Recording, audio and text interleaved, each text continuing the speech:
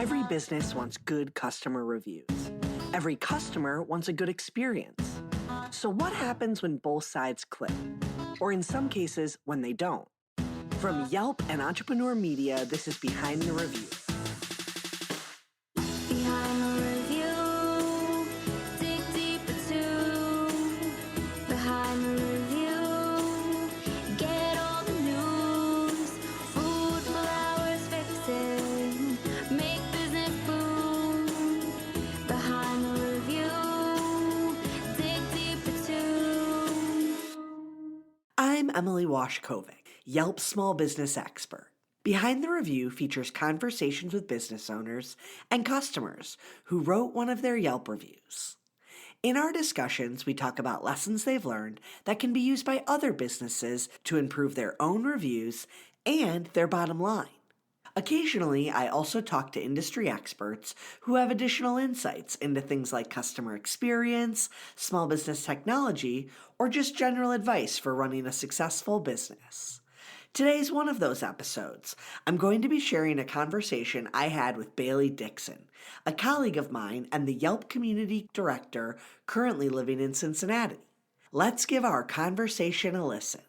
Behind the Review is so special and unique because we have our consumer voices, but we've never dedicated an entire episode to the topic of how to review and why to review. So I'm super excited that you wanted to do this and share your perspective with our community. Can you start by introing yourself and letting everyone know a little bit about who you are and why you're an expert for today's conversation?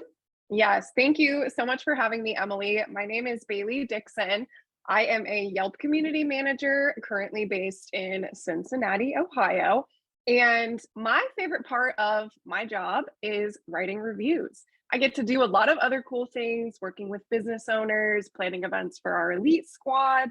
But at the end of the day, spending time sitting on my computer, sitting at my phone, writing a review about my experience that other people are going to read is my favorite part of the job. And so I'm so excited to share some of my personal tips with all of you guys today. I hope this is very beneficial to talk about and to listen to.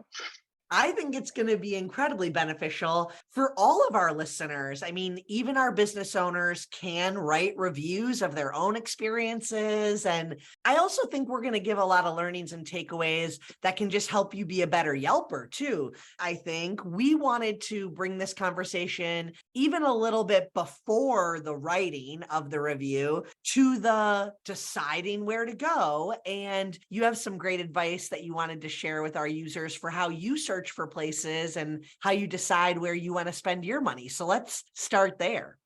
Yes, I not only love writing reviews, but I love using Yelp as a research tool whenever I'm trying to find a certain experience. We all have had that conversation with our friends, with our families, with our partners. What do we want to eat for dinner tonight? Where do we want to go? You know, there's always, oh, well, I want tacos, I want pizza, I want this, I want that. There's a certain vibe for every night. And I think that using Yelp to research what you're looking for, something that will fit everybody's needs, is a great place to start. I also think that a lot of people are using Yelp to do this already. You know, they're scrolling through reviews, especially when they're traveling, because if you don't know a city, this is a great tool. But those people that are researching, they might not actually be writing reviews about those places that they stopped into. And so maybe some of the tips we get to later will help those people break that barrier. I'm thinking in specific of my brother, who is notorious for this. He will always tell me, oh, I found this great spot on Yelp. Best hot dogs ever. Oh, send me your review. I can't wait to read it. Sorry, I didn't review it. So this is dedicated to all those people that are exactly scrolling through, trying to find those great spots. When I'm doing that, I have some things that I look for. Obviously, we look at star ratings, 5 stars, 4 stars, even 3.5, usually going to be a safe bet. But I scroll through reviews and I look for keywords, and I want to share some of those with you. Reservations. Does that spot need a reservation? That is something, especially if you're trying to visit a place on a weekend, you might want to keep that in mind. Do they have Yelp waitlist? This is really cool if a spot does not take reservations, but you might be able to plan ahead and say, oh, I know I want to go to dinner at 7. So if they have Yelp waitlist, I can join the waitlist at 6:30, and then we leave the house and we get there and we get seated 4 minutes after we show up. It's perfect. And the last keyword I look for is parking. Where am I going to park when I get there? If you're like me, you like to plan ahead a little bit. And especially if a place is downtown, I get a little bit nervous if I'm like, oh, I need a parallel park. So if there's a lot nearby, if there's a lot right next to the business, even better. Just a little bit of, thoughts to keep in mind before you get in for that experience. And I think those are great tidbits for business owners to be aware of too, because they can put that information on there. Like when I tell them about completing their profile and doing photos and captions, things like your parking setup are totally fine to include. It might sound boring or like who's really looking for that, but the people who are planning and the people who are knowing they want to come to your business, but trying to make it easy on themselves might be looking for that. So keep that stuff in mind and include that information when you put your business online. Now let's talk a little bit about while you're experiencing a business. I don't write reviews because it's a bit of a conflict of interest with my role, but also I know that I would have to come up with some hacks so that I could write reviews, because when I'm at businesses right now, I don't do anything to help me remember for later if I were to write a review. So I thought you could walk our listeners through what you do when you're at a business so that you can write a great review after your experience is over. Yes, definitely. The biggest thing that I do to help me write a review after an experience at a business is taking all sorts of photos. And I will be the first to say that I am not an Instagram pro. I am not taking the best images out here. Shout out to all the people who are, especially the ones who are sharing them on Yelp, because I love those people. They are great all around. That is not me. When I'm taking photos of a business, of the food that I'm eating, of a menu, that's for me mostly to remember all of those details that I'm looking forward to sharing in a review. Especially the menu photos, I think, are really, really important, because I'm never going to remember if that grilled cheese sandwich had Gouda or cheddar or whatever. I'm just going to know that it tasted good. It was even better dipped in that tomato soup. We love a great combo, but the details are something that are hard to remember. And businesses spend a lot of time laying out those details for you. And so whenever there's something that I know I want to include, I make sure that I take a photo. Sometimes these photos don't end up on Yelp. Like I said, they're not always these Instagram worthy, drool, like I get the cheese pull, whatever. Sometimes they're just for me, and that's okay. My camera roll right now is full of places that I still need to review, and that's fantastic. That's perfect. I want you to talk me through also, are you bookmarking businesses in a certain collection to remind yourself to review them? I bookmark things because I know that I want to go back to it just to like visit it or look it up or send it to someone. But do you bookmark in that way where you're kind of keeping track of where you've gone but haven't reviewed yet? Yes and no. Yelp collections are a great tool for that. I use that a little bit more when I'm traveling, when I'm not as familiar with the businesses that I'm visiting. I have usually, when I get excited, when I book a trip, I create a collection and I say, oh, I know I want to go here for dinner. I know I want to go here to learn paddleboarding or whatever. So I have those businesses saved and set aside. Those collections I just make private and I say, oh, this is Asheville, this is LA, whatever that may be. For local businesses, what I do is I check in to those spots. And so when I'm going back and I'm scrolling through my Yelp profile and I'm like, what do I want to review today? I can see that I checked in a couple days ago at an awesome coffee shop and I say, oh my gosh, I haven't reviewed that spot yet. Here's my reminder. So everybody does that a little bit differently. I know some of members of my Yelp Elite Squad have a note on their phone that whenever they go to a spot they know they want to review, they put that in there. I like the check-in, the collections, because it's all in one place. But whatever works for you, I think is great. It's very much a choose your own adventure. Checking in, that's great advice. Obviously, we should be encouraging people to do that. And then Yelp reminds them too that they might want to write a review. It'll maybe send them an email or it'll give them a notification when they're in the app the next time. That's perfect. You got into it a little bit when we started answering that last question, but break down for me when you should or shouldn't review. Sometimes people ask, Well, I haven't been there for a couple months. Am I allowed to review it? What's your philosophy on that? When are you allowed to? How soon? How long? Definitely, great question. I think that obviously, anytime after you've had a genuine customer experience at a business, whatever that business may be, you're entitled to writing a review. Whether that was yesterday, whether that was a couple months ago, you have the power to sit down and share your experience. And I think that's fantastic. I will say though, for me, I usually like to write reviews about my experiences up to a week after because I know that I'm going to forget certain details. Even if I'm going through and I'm taking photos, so I remember those specific things, I'm not going to remember my waiter's name 2 months down the road. I'm not going to remember what topping there was on that salad that I really loved. I will remember maybe, oh, I knew I liked the salad at that one place, but I'm not going to remember what made it so special. And so I think the sooner after that experience you can share that review, the better. I also will say, especially when you're on vacation, you're jumping from one business to another, you're experiencing a lot of different things. You might not be looking to write a review a week after. You might want to sit down a couple weeks later after you've had time to digest and you're back into the swing of things. In that case, I have a really special tip that I love to do that I use specifically on vacation. And that is I make myself a little voice memo. I do talk to text and I give myself like a 30-second quick recap of what that experience was so that when I go to write that review, I can sit down and I can say, oh, Steve was my waiter and he was great. And I loved that they had crumbled bacon on the salad and whatever that experience may be. So then when I down to write that, I remember all those details. The experience comes flooding back and it makes putting that to words so much easier. I love it. That's such a great piece of advice for people. And I think you're right, especially when you're on vacation or, you have a weekend planned where you're going to be doing a lot of stuff. It's a lot all at once. So giving yourself those little reminders are really helpful. We're going to be right back after a quick break. Running a small business means forging partnerships. And the partners that you choose make sure that your business can succeed. The best partners are the ones that can move with the flow of your business.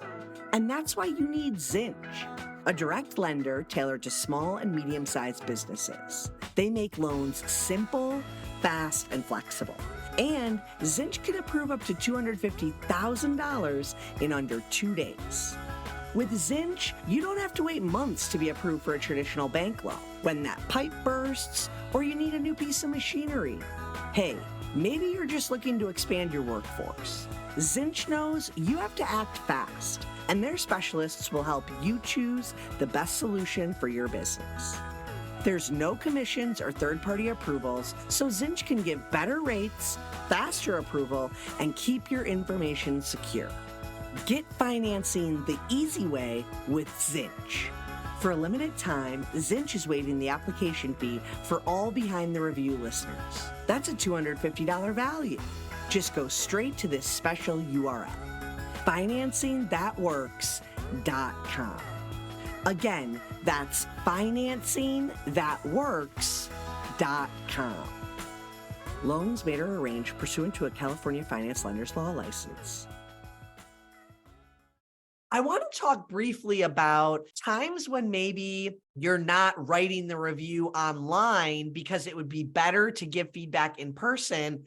And I want to preface this by saying, I think for a lot of people, it's like a non-starter. Like they're too afraid or embarrassed, or they don't know how to bring it up in person. Like for some people, they're just not going to do that. So first, if we have any advice for those people on why it can sometimes be valuable and impactful to share in person. And then also maybe for our business owners who think they'd rather hear that in person, maybe you can share a little bit why sometimes that's not the only way that that feedback is going to come through, or it's maybe not only the realistic way to be open to feedback from a guest. Absolutely. I think that in our digital world, we often have this kind of courage behind a screen that we may not have in person. And I think that that's something that I try to keep a conscious effort of whenever I'm having an experience in a business, not just a restaurant. I'll think of a haircut, for example. and say that if my hairstylist were to decide to give me longer layers than I wanted, as a woman with long hair, I'm not going to wait until I get home to be upset about that and write a bad review and say, "Oh, she didn't give me the haircut that I wanted." No, I'm going to say something in person and allow her the chance to help me fix my hair so that I don't go home, wanting to cry or get upset about a bad haircut, because we all have had those bad haircuts. Don't anyone listening, I know you all have. So that's something that, okay, that might be a little bit easier to share that feedback because it directly affects you. In a restaurant, in a coffee shop, in a bar, let's say that you're sitting there and you ordered a specific drink. You ordered it with ice, okay? And your drink comes out and it doesn't have ice.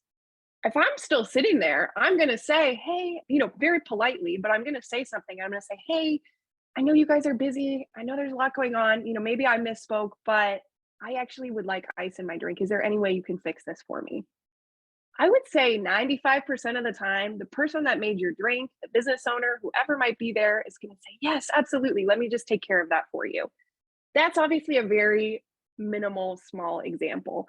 But if you're not even saying something small, how are you going to go on and address something large that's not in person and just put it in a review and not give a business owner, a business, a chance to fix that experience for you? Constructive feedback is so important. And I think we often miss that constructive piece of it when we're writing a bad review, because when we have a bad experience, we just want to rant and rave and just say all of the negative things that happen. "Well, my drink didn't have ice in it, and the person looked at me funny, and this, and that." Okay, I totally understand. We do have those experiences, and I don't want to take that away from consumers.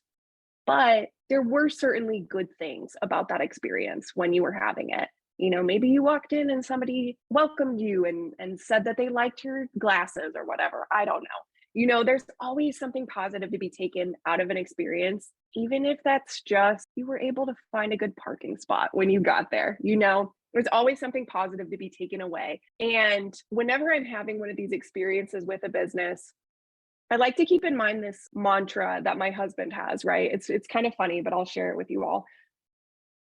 If you're talking to somebody and they have, something in their teeth, or their glasses are a little crooked, or there's something in their hair or something like that, that's something that you want to share with them because it's something they can fix within 15 minutes. If it's something that they can't fix within 15 minutes, then maybe you don't share it at that time, right? And so in the case of a business, if your chicken comes out cold, that's something they can fix within 15 minutes. If, somebody said something negative to you or whatever that experience may be, you can have a conversation about that will solve your immediate situation, your immediate experience. When you do leave a bad review is after you've had that conversation and the situation was not made right, whatever that right, quote unquote, looks like for you. And whenever that experience is going to impact other customers.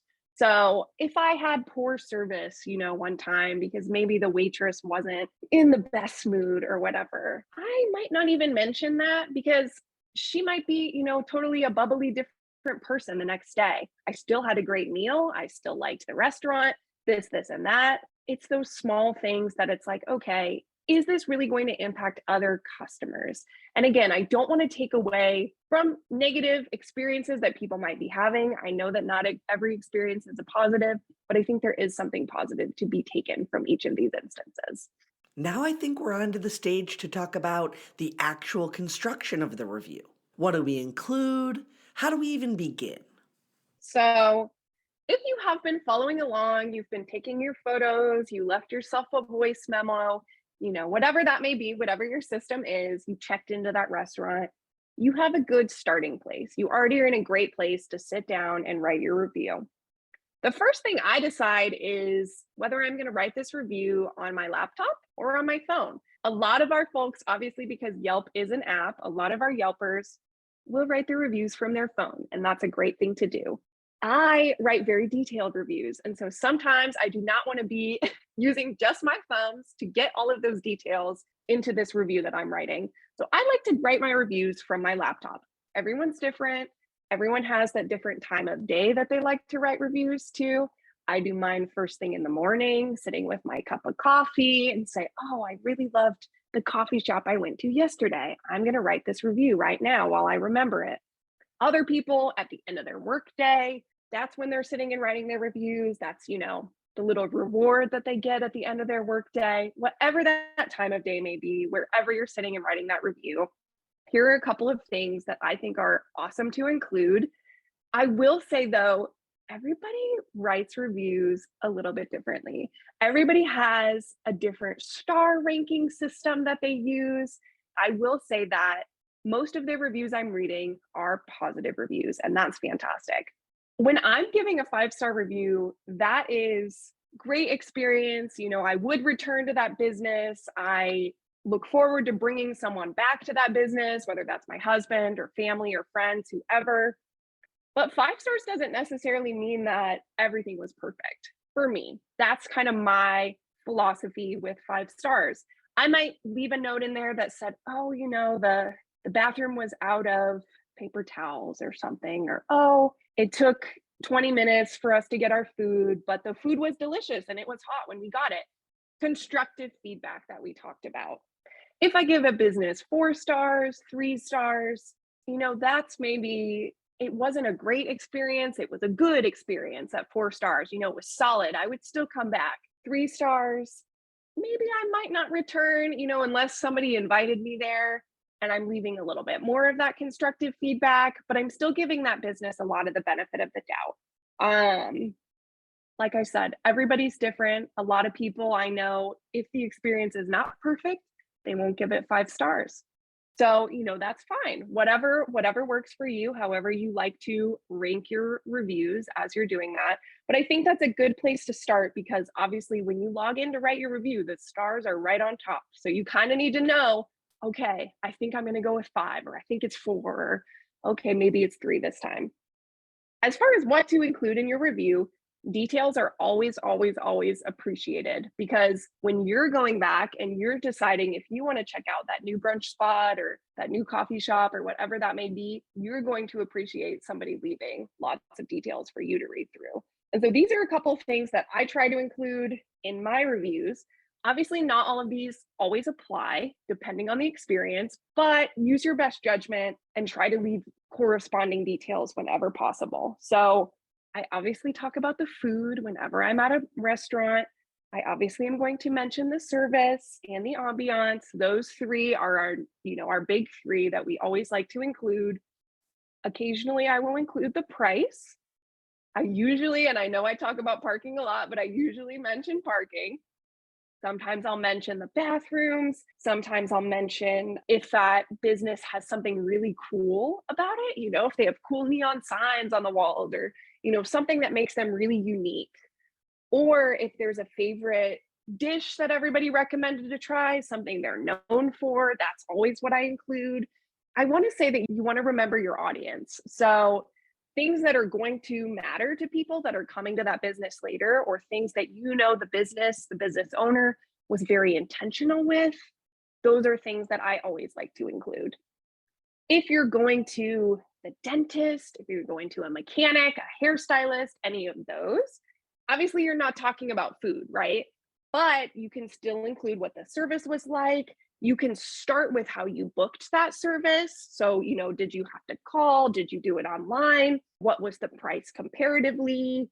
That sort of thing. So the details matter, but the details are different depending on what business you're reviewing. That was great advice. I honestly took a couple of notes of what to include, because I hope that I can start reviewing someday. Talk to me a little bit about why reviews matter and why they have such an impact. Definitely. So I think that something we learn very young is our words make a difference. We learn that we're not supposed to say the mean thing to our sister, or we want to use kind words. We want to use uplifting words. Our words matter. Our words have meaning. Our words make an impact. And I think that when you have a great experience, you thank someone for it, right? And so when I have a great experience at a business, local, traveling, whatever that may be, I want to go a little bit further and I want to leave a good review so that that business knows that they made an impact on me. And so since they made an impact on me, I can help them by sharing how fantastic that experience was. It's not just about the stars. I tell this to business owners all the time, every single day that I work with. It's not about the stars. It's about the people that you made smile, that you put a beautiful dish in front of them and it reminded them of their childhood. Whatever that experience may be, reviews matter. And even if you're just reviewing, seriously, your dentist and you're saying, I got in, they fixed my tooth in 30 minutes, whatever that experience may be, that review can go on not only to brighten that business owner's day, but to help someone else make an informed, conscious decision about where they want to go to have that experience. And nobody's having a great experience at the dentist, right? But if you have a bad experience at the dentist. So I just want to implore that your words matter, your experiences matter. And at the end of the day, I think of it as just a love letter to that business, a thank you note, thank you so much for that experience. I can't wait to come back. Fantastic. To bring this all together and really give consumers that start to finish lens of how to be a consumer and be able to share great experiences online, can you walk me through a recent experience you had with a business and how these different stages were processed by you? Yes, definitely. I would love to share about a recent brunch experience that I had. I know everybody loves brunch, and if they say they don't, they're lying because you can eat the most delicious foods literally from 8 a.m. up until 3 p.m. It's absolutely the best. A couple of weekends ago, my husband and I wanted to check out a new brunch spot in Cincinnati. It's called the National Exemplar, and it's in the beautiful village of Marymount. It's this cute European vibe, very sweet little town with lots of fun businesses, beautiful houses. It's great to just walk around. But there's this brunch place that is attached to a hotel, and we always drive by and we keep saying, we want to go, we want to go. We just never got around to it. And so weekend rolls around, it's Saturday morning. My husband was like, you know what? Today's the day. We're going to the National Exemplar. Great. Okay. So excited. The first thing I do, of course, is go look at their Yelp page because that's how I start all of my experiences. And I notice that they have Yelp waitlist, which is amazing, especially for brunch places. Because how many times have you showed up to a brunch spot? Maybe, you partied a little too hard the night before, but you're really, really hungry. You are looking for something delicious. And there's an hour and a half wait, and they didn't take reservations, and you're stuck sitting on the concrete waiting, whatever that may be. This business has wait lists. And so I was like, okay, great. It's going to take us about 30 minutes to get there. It says the wait list right now is 20 minutes. So just a little ways into our drive, I'll join it. And then we can just pull up and get our table. That's exactly what we did. So already we were starting off on a high note. There was no wait. We were able to sit down right away. And using the tips that I shared with you all, the first thing I did when I got in is I started taking photos. I took photos of where we were sitting because I wanted to remember the vibe. It's kind of cool, dimly lit. Everything is dark wood, very fun, kind of tavern feel to this place, which is great. It makes it exciting. Took photos of the menu, which I of course had already looked at on the Yelp app, right? I already knew what I wanted to get, but I wanted to remember what my options were. We were sitting in the bar section. So we weren't sitting at the bar, but we were sitting near the bar. And so the bartender was actually also our waitress. And I say that to say that this waitress was doing the most, right? She was killing it at the bar. And then she was also serving several different tables. And my husband and I were in no hurry. We wanted to enjoy our brunch. We were there to, have the experience. Our drinks came out super quickly and we were just chilling. We see her working very hard. And so maybe our food came out, a little bit later. That's no big deal to us because we see that this person who's working at this business is working very hard. And we want to acknowledge that, that's not a problem to me. I worked in restaurants in high school and in college. I get it. I've been there. This girl was killing it. She was doing a great job. The food, of course, was amazing. I will highly recommend this business to anyone. visiting town as a great brunch spot. Maybe you stay in the hotel and then like pop over for brunch. Who knows? I love that. I would have to pull up the menu, right, and my photos to share exactly what it was that I got. But it was this farm hash sort of thing. So, like potatoes, very fresh vegetables. It had some whipped Warson cheese, which is really interesting. I have not had that ever with a breakfast hash before, but it was so memorable. I knew I wanted to share that. And the drinks were great too. Bloody Mary, topped with all, shrimp and bacon and celery, anything and everything.